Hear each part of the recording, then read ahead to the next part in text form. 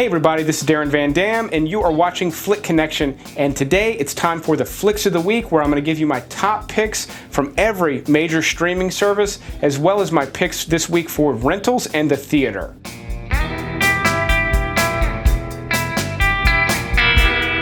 So starting right off with Netflix, I can't believe I haven't recommended it yet, but the Netflix original movie, The Package, is way funnier than I would have expected. Now, I have talked about it at length on the podcast. There's a link to the podcast in the description below, but this movie is really, really funny. Now, I've not been a big fan of most Netflix originals. There's been a few that have been okay. This one looks like your typical sort of teen, gross-out comedy because it happens to be about a group of kids out camping, and one of them accidentally severs his penis off. That's what the movie's about. That's why it's called The Package. It sounded like some juvenile just junk, but it is really funny. Now, if you're opposed to that sort of humor in the first place, you're probably not going to like the movie. But if that doesn't gross you out too much, this movie's really, really good in terms of how the comedy's paced out. It's fast-paced, the jokes just keep coming, and they stack up and layer up really well.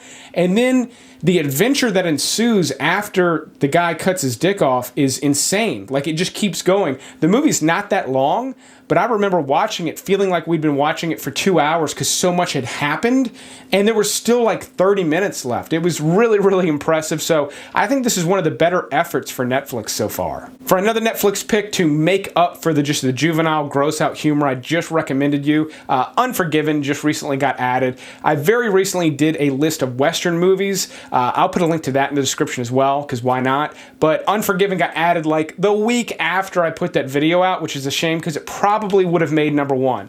Now, the great thing about Unforgiven is it does star an old aging Clint Eastwood, and it's directed by an old aging Clint Eastwood, the star of the most classic Western movies of all time. And this movie does a great job of sort of playing with that genre.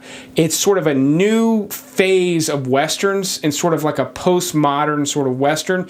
And we've gotten more movies like it since. Not many. We've gotten a few. But Unforgiven was really like the first one. And it really did a brilliant job of sort of turning that genre on its head and sort of making you look at it from a different perspective. On Amazon Prime, Smokey and the Bandit just got added. I have to tell you about it. Everybody knows about Smokey and the Bandit, but I love this movie. I love it so much.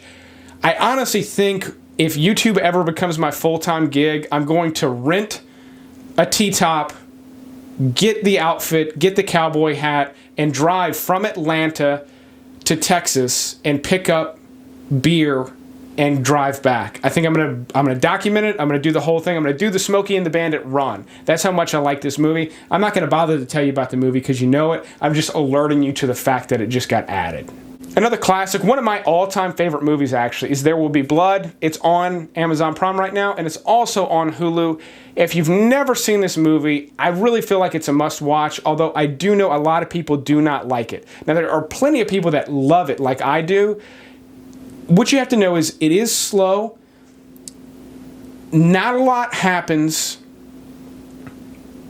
on the surface. It's a lot about what's happening with these characters. And I know that sounds really sort of hoity-toity, but this is a really just beautifully executed movie, considering the fact this is an original work. It's loosely based on a book, like very, very loosely based on the concept of a book. So it's 99% original by Paul Thomas Anderson, and it's really just a modern masterpiece, a modern Citizen Kane, if you will.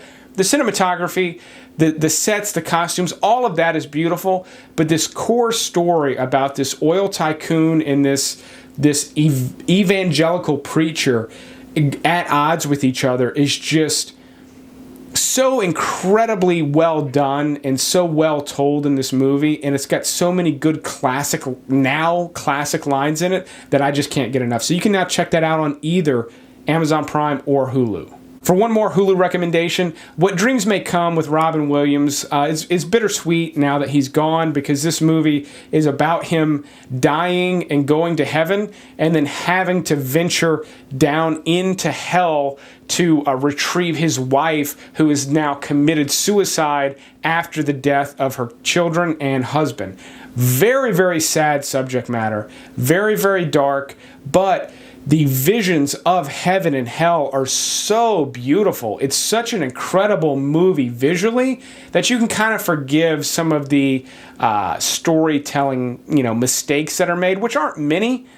It's got some loose elements that could be a little tighter and better, but that's a nitpick considering you go on this just amazingly beautiful journey. So if you've never seen this movie, make sure you're in the right mood. You don't want this movie to wreck your mood, but if you're in the right place to receive such a thing, I would definitely check it out.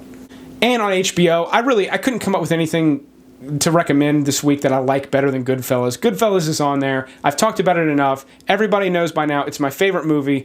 Most of you know why, so I'm gonna go ahead and move on. On STARZ, I've actually got kind of an odd recommendation that you might not expect from me, but Belly is actually a really cool little hip-hop movie. It's basically about drug dealers, but it stars rappers DMX and Nas. So the acting, and a slew of others, Method Man is in it.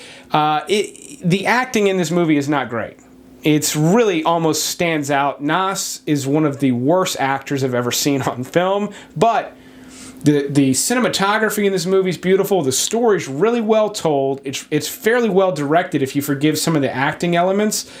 It's really just sort of like an epic drug movie that's sort of only like the subculture sort of picked up. I've always liked it. I've seen this an odd number of times, mainly because it was one of the few DVDs floating around the dorm room in college, but I really, really do like it and do recommend it as a solid flick.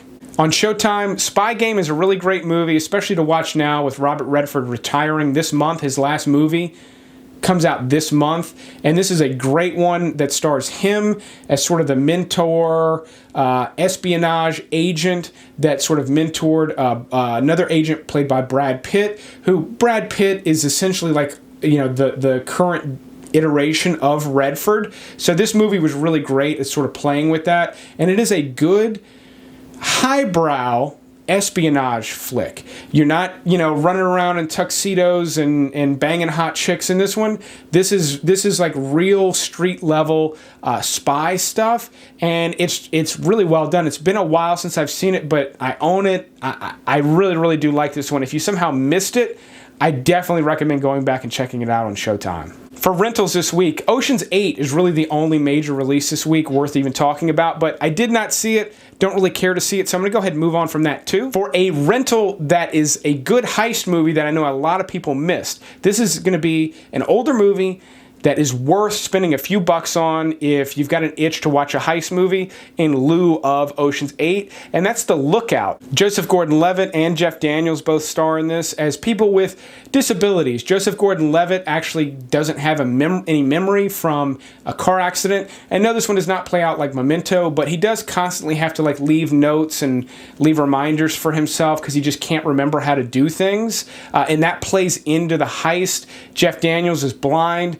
That sort of plays into the story, but he basically is given the job of a lookout on a bank robbery, and then things go wrong, and it actually plays out really well. It's really well directed, a lot of tension. Very, very good little movie that just flew in under the radar, I want to say maybe about 8 years ago when it was released. And then in the theater this week, I do not know what I'm going to go see and review for Friday's movie review. It's going to be either The Predator or Mandy. Now, I've been excited for The Predator for a while because Shane Black is directing. He starred, or co-starred in the original Predator movie. He most recently did The Nice Guys. He wrote all the Lethal Weapon movies, wrote and directed Kiss Kiss Bang Bang. I love his style, his sensibility, and I think it's really perfect for a Predator reboot. I've not been a big fan of the trailers that I've seen. It looks like they're pulling a lot of cards that you would typically do in a franchise reboot, and all of them suck.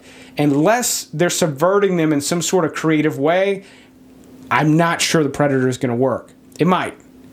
Mandy is a really cool looking movie by the same director that did Beyond the Black Rainbow, and it stars Nicolas Cage in a role that looks like the first time I'm excited to see him on screen in a long time. I'm actually really, really excited for Mandy. They both come out. I'm going to go see one of them, and I'm going to review it on Friday. Let me know in the comments below which one. Go ahead and vote now. Which one you think I should go see and which one you want me to review. So that's it for the Flicks of the Week. I hope you enjoyed that. I will keep making these as long as you keep checking them out. But thanks for watching this one, and you will see me on the next one.